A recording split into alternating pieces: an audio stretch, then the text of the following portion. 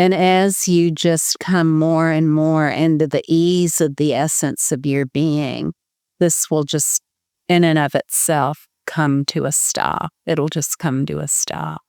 There won't be perhaps first there'll just be the point of view arising. And then maybe the next point of view will be about an action that could occur, but the action will not occur. And then the more that you're at ease, the more all of that just resolves in the basic space of awareness, so that there is a perception of utter lucidity. No matter what the point of view is, it's inseparable as basic space. And in that sense, there are no points of view, because it's all aware basic space, just the utter lucidity of aware basic space. There's no way this has to come about, and there's no way that it does come about, but because it's already accomplished. For us as human beings, in this very simple, straightforward approach of knowing who we are, we become more and more familiar with what is already the case. And so as we become more and more familiar with what is already the case, it may seem like that's happening within a sequence of time and within space, but all the while what we are is timeless. It's never been confined by time and space. So for us, in a simple human way as human beings, it seems that we gradually familiarize ourselves with what we are. But just this realization you've had where you've seen that it is a point of view is very, very powerful. And you're participating in the 12 Inquiries teaching now. And the 12 Inquiries teaching is a way out of point of view. It's a way out of point of view, a way of cutting through the solidity of point of view. And the first realization within that is that all points of view are included and contained within awareness. So this is the realization you've had. And it's a very profound realization to realize that all these points of view are included and contained within awareness. It's a very powerful, it's the foundational realization about what you are.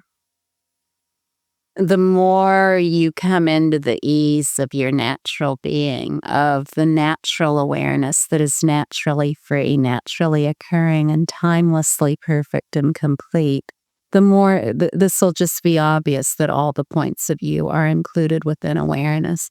And the more there'll be awareness as each of the points of view with no separation whatsoever. You don't have to do anything. Just keep showing up. Really keep showing up, and it'll just become more and more obvious to you that you are who you are.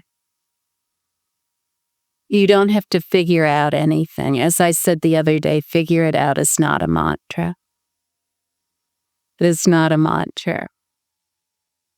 There's nothing to intellectually speculate about or to bring into representation in any way. Just allow the own ease of your being to become more and more obvious. It's very, very simple. It's already so evident in you. So evident in you. It just can't be missed. And sometimes others can see it before we can see it ourselves. Each one of us, we have our own points of view. And these points of view just are whatever they are for each of us. And within those points of view, we've labeled some of them as really negative. And we believe that those that are really negative are evidence that we're not already awake. These are evidence that we're not already awake. We're continuing to act on impulse, or we have thoughts we don't want anyone to know about, or emotional states we don't want anyone to know about. And we're absolutely sure that these are evidence that we're not awake, or we have bodily sensations we don't want anyone to know about. And we're sure that this is absolutely the sign, evidence, and demonstration that we're not awake and we never could be. So as you see, these are negative points of view. When they come up, they're afflictive states. when they come up, they're our best friend, really. It's the utmost secret of enlightenment. When we rest naturally as these afflictive states, these things that we've taken to be afflictive, that we've taken to be other than awakened awareness, that we've thought make us bad or unable to be redeemed, and all of these other things that we think about ourselves. It's more important than anything to rest naturally when those arise. Because you see, when we say that awakened awareness, which is the only reality of what we are, is a vast, indivisible expanse that is non-dual and beneficial in nature, it means just that everything within it is a non-dual expanse that is beneficial in nature, even the negative actions and emotional states. But we will never know that unless we realize the complete ease that is the underlying basis of each one of these. If we realize it about just one of our deeply afflictive states, our deeply afflictive points of view, then we realize it about many of them. So it's especially important when, for those of you in the room who have a tendency to beat yourself up, I'm not awake, I could never be awake, because this point of view is evidence that I'm not awake. That's what many people say. This is the evidence I'm not awake and I never can be. I'm doing this thing, that thing, or the other thing. Well, all great beings, whoever they are, who have ever awakened, have had to confront, if it's been an authentic realization of completely perfect enlightenment, every single one has had, like the Buddha, for example, had to see that all the points of view, no matter what they are Buddha nature. That's what he called it.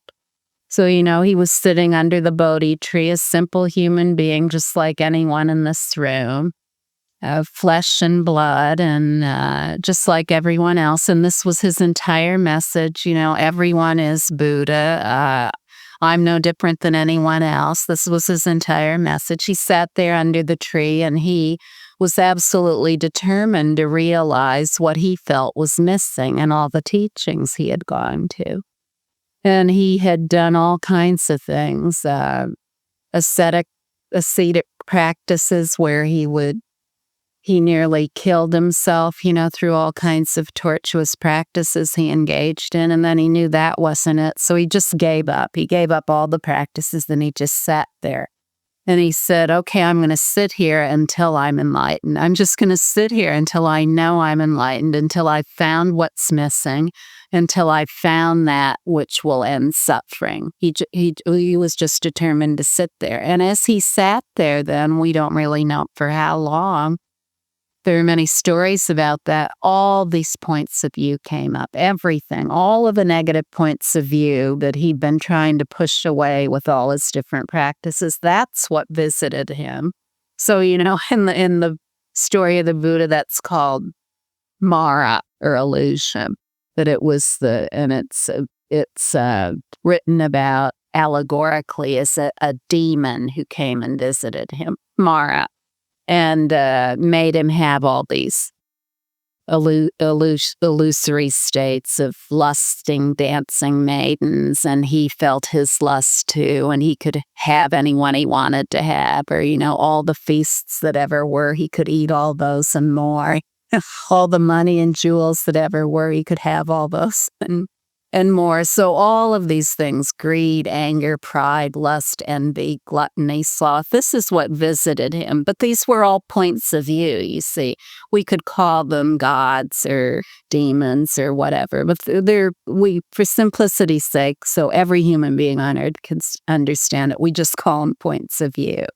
And he just sat there. So he didn't try to apply any antidotes to any of them. He just sat there.